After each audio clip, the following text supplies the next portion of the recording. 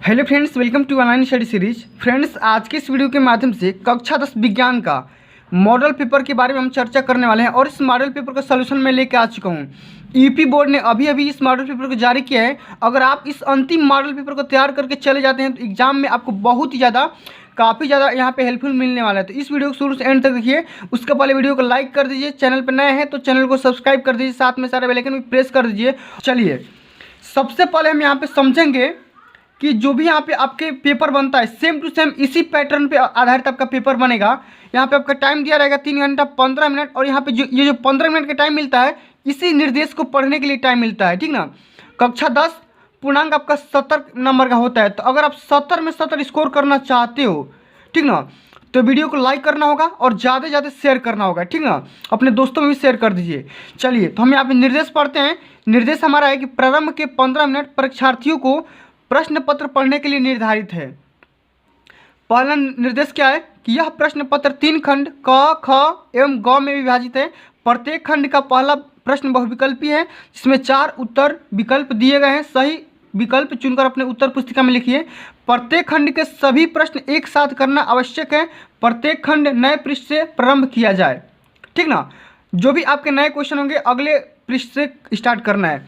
सभी प्रश्न अनिवार्य है। प्रश्नों के निर्धारित अंक उनके सम्मुख दिए गए हैं, जैसे यहाँ पे देख सकते हो, ठीक ना।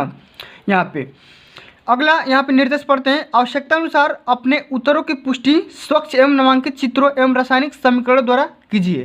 तो ये आपका निर्देश हो गया। अब चलिए हम खंड क को स्टार्ट करते हैं, ठीक ना। तो हमारे खंड क में देखिए 4 यहाँ पे प्रश्न यहाँ पे बहुविकल्पी दिए गए हैं।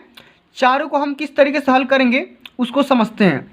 सबसे पहला क्वेश्चन जो कि फिजिक्स से क्वेश्चन पूछा गया है कि अनंत एवं उत्तल दर्पण के ध्रुव P के बीच रखी वस्तु का प्रतिबिंब कहाँ और किस प्रकृति का होगा। दर्पण के पीछे P एवं F के बीच आभासी एवं सीधा, दर्पण के पीछे P एवं F के बीच आभासी एवं उल्टा, दर्पण के सामने वास्तविक एवं सीधा, दर्पण के सामने आभासी एवं सीधा, यहाँ F फोकस है।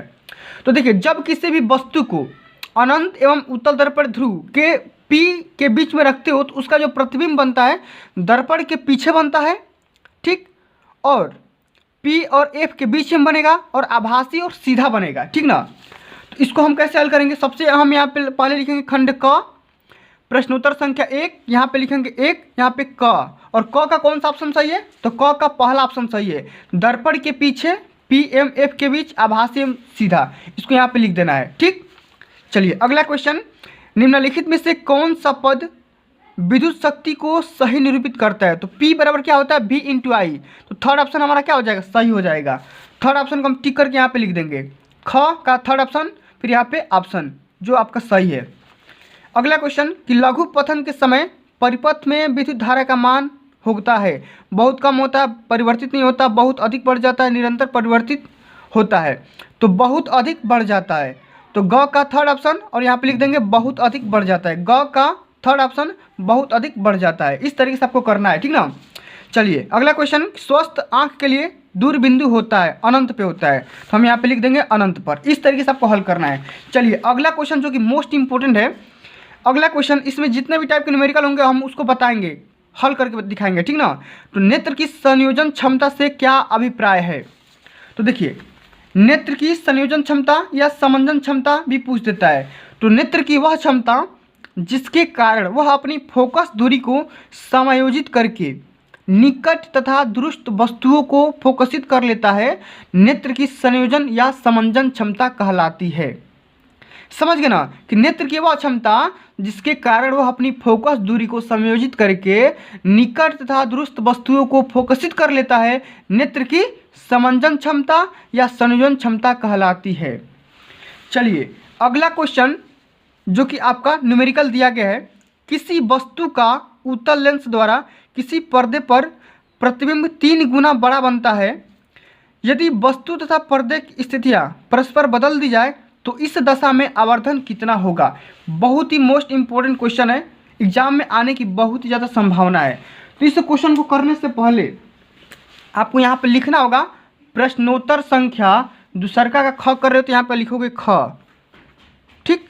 आपका न्यूमेरिकल है, कोई दिक्कत ना है। चलिए सबसे पहले हम जितने भी यहाँ पे क्वेश्चन में डाटा दी गई उसको हम यहाँ पे पहले लिखते हैं, ठीक ना। हम यहाँ पे लिखेंगे नेत्र के लिए आवर्धन, क्या लिखेंगे, सॉरी यहाँ पे देखिए अगला दूसरा का ख है, तो देखिए हम यहाँ पे क्या लिखेंगे, नेत्र के लिए आवर्धन का सूत्र लिखेंगे। नेत्र के लिए चाहे लिखेंगे नेत्र हेतु आवर्धन, नेत्र हेतु आवर्धन का सूत्र यानी m बराबर क्या होता है, m बराबर होता है आपका माइनस, या यहाँ पे लिख सकते हो v बटे का u, ठीक। अब यहाँ पे देखो नेत्र आवर्धन का यहाँ पे मान दिया है 3 गुना, ठीक। तो यहाँ पे m का मान 3 रख दो, m का मान जब 3 रखोगे तो यहाँ पे v बाई u ऐसा ही छोड़ दो, यहाँ से आप v निकाल सकते हो, v बराबर यहाँ पे निकल जाएगा 3u, ठीक। इतना हो गया। अब देखो आपसे क्वेश्चन में पूछा गया है कि यदि वस्तु तथा पर्दे की स्थितियाँ परस्पर बदल दी जाए तो नया आवर्धन क्या होगा। तो यहाँ पे देखो नया आवर्धन m बराबर क्या हो जाएगा, m बराबर जो m डैश लिखो, m बराबर क्या हो जाएगा, m डैश बराबर होगा आपका u बाई v हो जाएगा, ठीक। इतनी चीज़ें। अब देखो यहाँ पे u का मान ऐसा ही छोड़ दो और यहाँ पे v का मान 3u रख दो, समीकरण 1 से 3u, u कट जाएगा 1/3 हो जाएगा, यानी कि m डैश का मान कितना हो जाएगा 1/3। तो यहाँ पे लिखोगे पहली वाली स्थिति से दूसरी वाली स्थिति होगी जो m का मान 1/3 गुना हो जाएगा, यही आपका आंसर हो जाएगा, ठीक। चलिए अब अगला क्वेश्चन जो कि बहुत ही ज़्यादा मोस्ट इंपॉर्टेंट है, एक उत्तल लेंस की फोकस दूरी ज्ञात कीजिए जिसकी वक्रता त्रिज्या 20 सेंटीमीटर है। एक उत्तल लेंस की फोकस दूरी ज्ञात करना है, तो फोकस दूरी बराबर क्या होता है, ये आपका ग है, ठीक है। ये आपका कौन सा क्वेश्चन है, ग वाला है, ठीक। तो देखो यहाँ पे सबसे पहले लिखेंगे दिया है, क्या लिखेंगे, दिया है। किसका मान दिया है, यहाँ पे आपका r का मान दे दिया है, r बराबर 20 सेंटीमीटर दिया है, और निकालना क्या है f का मान। तो सभी लोग जानते हो कि हम जानते हैं कि f बराबर क्या होता है r/2, r का मान रख दो 20/2 यानी कि 10 सेंटीमीटर। इस तरीके से बहुत ही आसान है।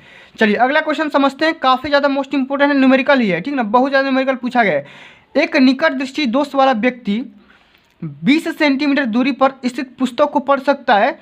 पुस्तक को 25 सेंटीमीटर दूर रखकर पढ़ने के लिए उसे कैसा और कितनी फोकस दूरी का लेंस अपने चश्मे में प्रयुक्त करना पड़ेगा।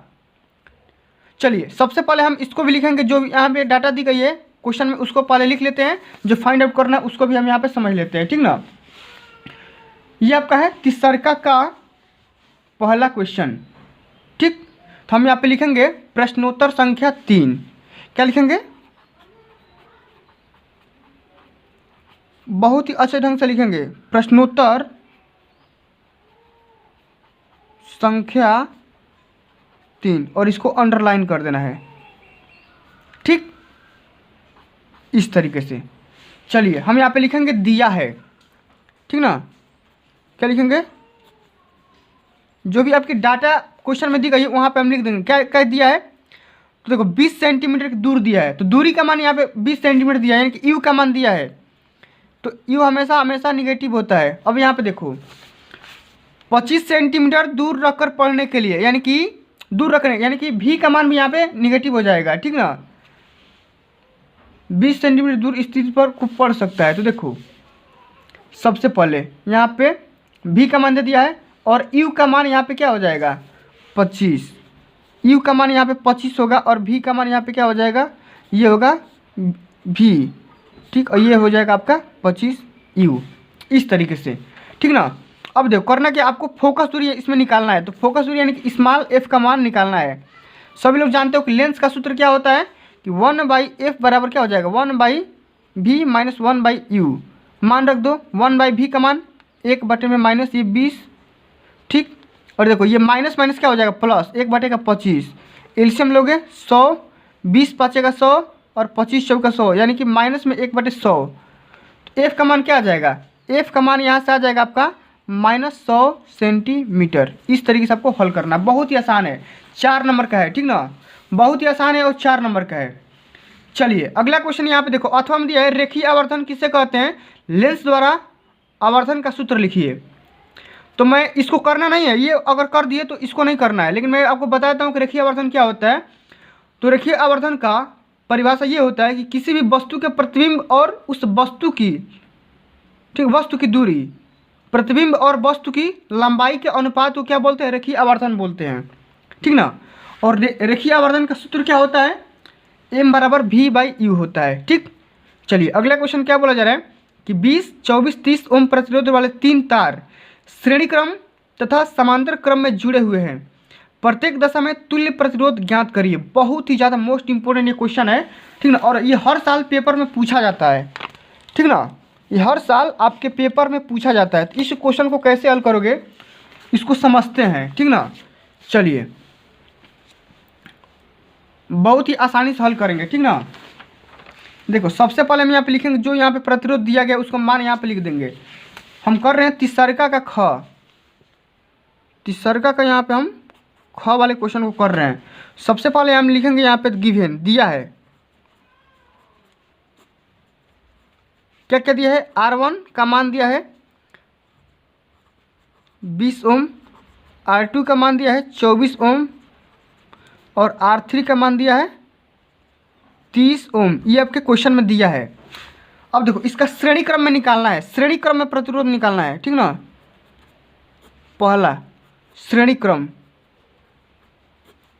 में प्रतिरोध, चीज़ों को आराम आराम से समझो, ठीक ना। भले वीडियो थोड़ा सा लंबा होगा लेकिन हम चीज़ों को करेंगे। तो श्रेणी क्रम में R का जो मान होता है वो होता है R1 plus R2 plus R3, तीनों को जोड़ दो, 20 प्लस 24 प्लस 30, जितना होगा उतना जोड़ दो, ये 4 हो जाएगा, 2 2 4 3 74 ओम। ये आपका राइट आंसर, ठीक। अब अगला क्वेश्चन ये है समांतर क्रम, समांतर क्रम में, समांतर क्रम में R का मान क्या होता है? 1/R बराबर होता है 1/R1 plus 1/R2 plus 1/R3। तो 1/R बराबर हो जाएगा 1/R1 का मान 20, 1/R2 का मान 24 प्लस 1/R3 का मान 30। अब तीनों का एलसीएम निकालो, कितना होगा, ठीक ना। निकाल लेते हैं 20, 24, 30। सबसे पहले 2 से करो, ये 10, 12 और ये हो जाएगा 15, ठीक। 2 से करो, ये 5, ये 6, ये 15। 5 से करो, 5 कम 5 6, 5 1 15, ठीक। 3 से करो, ये हो जाएगा 2, ये 1। अब गुणा कर लो, 2 दूनी का 4, 4 5 20 और 20 का 120, तीनों का लसा हो जाएगा होगा 120। तो 20 में कितना बार से गुणा, ये 6 हो जाएगा, 24 5 120 और 4 हो जाएगा, ठीक। तो 4 5 यहाँ पे कितना हो जाएगा, ये हो जाएगा 9 6 15, यानी 15 बटे में 120, तो 15 8 120, यानी कि R का मान क्या हो जाएगा 8 ओम, ठीक। इस तरीके से हल निकालते हैं, समझ गए ना। चलिए करना क्या है आपको, अगला क्वेश्चन करना है। अगला क्वेश्चन देखते हैं क्या बोला जा रहा है। डायनेमो क्या होता है? दिष्ट डायनेमो की रचना कार्यविधि एवं वर्णन कीजिए, दिष्ट एवं प्रतिवर्ती धारा को समझाइए, या ये करिए या ये करिए। समांतर क्रम में जोड़े गए प्रतिरोधों के तुल्य प्रतिरोधों के लिए व्यंजक ज्ञात करिए। तो चलिए मैं इसको निकाल के दिखाता हूँ, ठीक ना। आप सभी को समांतर क्रम में कैसे निकालते हैं समझिए बात को। सबसे पहले हम यहाँ एक फिगर बनाएंगे। क्वेश्चन नंबर आपका चौथा है, तो यहाँ पे लिखेंगे प्रश्नोत्तर संख्या चौथा, ठीक। यहाँ पे एक फिगर बनाइए। फिगर कुछ ऐसा आपका रहेगा,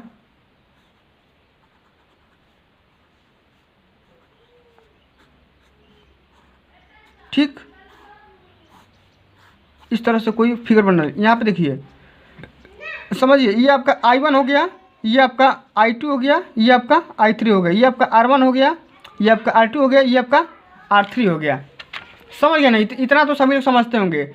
और यहाँ पे देखो, समांतर श्रेणी में चाहे समांतर क्रम में V का मान, वोल्ट का मान नहीं बदलता है, ये सभी लोग को याद होना चाहिए, ठीक ना।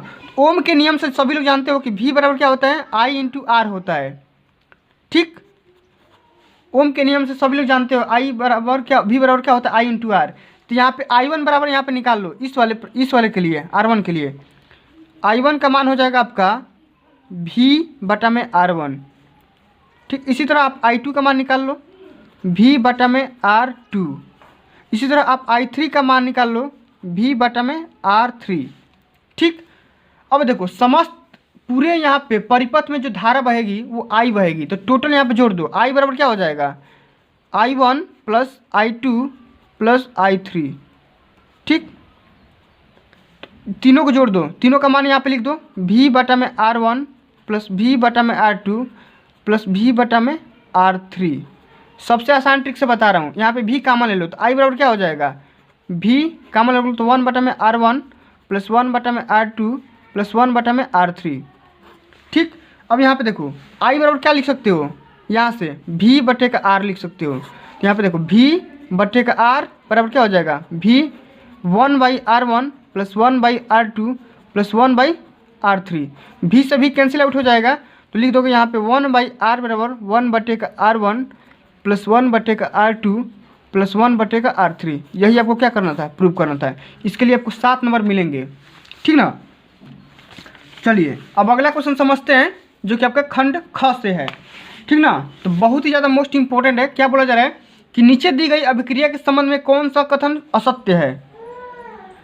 असत्य वाला कथन बताना है कि 2BOS यानी कि solid, C solid, carbon solid और 2PbS और CO2 गैस इसमें टूट जाता है, ब्रेक हो जाता है। शीशा अपचयित हो रहा है, कार्बन डाइऑक्साइड अपचयित हो रहा है, कार्बन अपचयित हो रहा है, लेड ऑक्साइड अपचयित हो रहा है। बताना है कौन सा सत्य है। तो यहाँ पे देखो शीशा अपचयित नहीं हो रहा है, शीशा कभी अपचयित नहीं होता है, तो ये वाला भी गलत हो जाएगा। ठीक ना, और देखो बी वाला कार्बन डाइऑक्साइड अपचयित हो रहा है, तो दोनों गलत हो जाएंगे। तो यहाँ पे देखो ऑप्शन ए और बी दोनों टिक कर लो, तो आप यहाँ पे पहला ऑप्शन ये वाला सही हो जाएगा, दोनों क्या हो जाएंगे, गलत हो जाएंगे। ठीक ना, चलिए एसिटाल्डिहाइड का आईयूपीएसी नाम बताइए।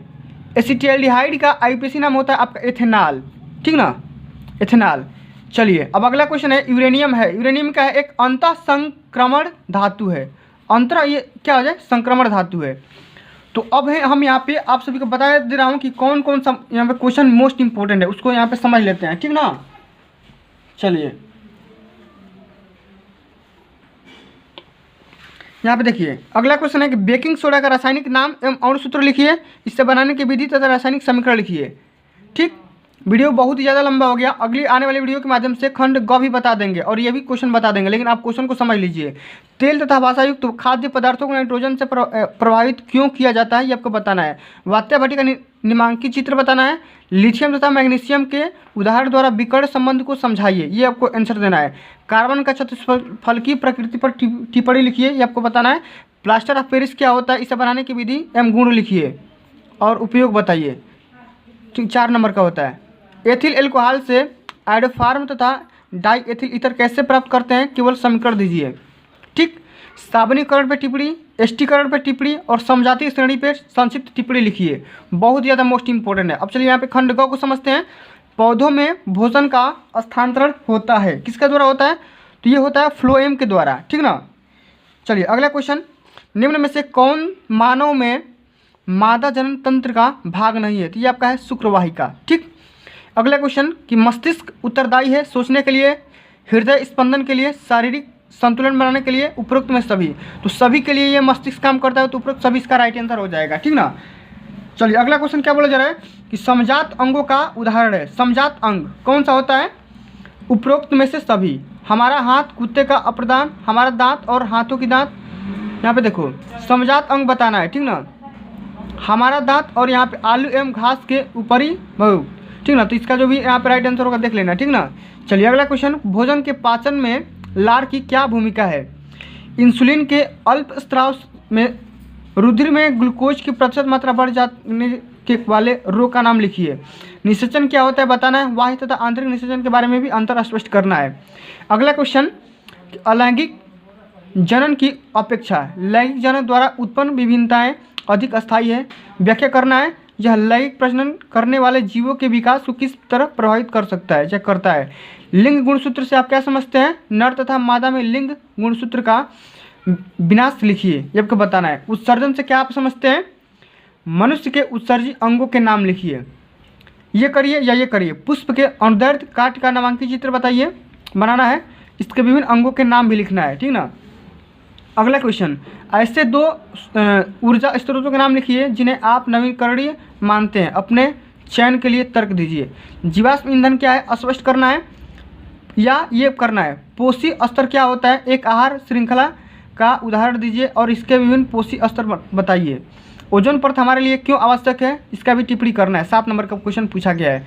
ये आपको यहाँ पे पूरा का पूरा हमने बता दिया और फिजिक्स का पूरा यहाँ पे प्रश्न सॉल्व करवा दिया। आगे आने वाले वीडियोज़ के माध्यम से हम खंड ख और खंड ग दोनों को सॉल्व करेंगे। तो अगर आप चाहते हैं खंड ख और खंड ग का सलूशन पाना तो इस वीडियो को लाइक करिए, ज़्यादा से ज़्यादा शेयर करिए और चैनल को सब्सक्राइब कर लीजिए ताकि मैं अपलोड करूँगा तो आपके पास नोटिफिकेशन चला जाएगा। तो फ्रेंड्स आज के लिए बस इतना ही।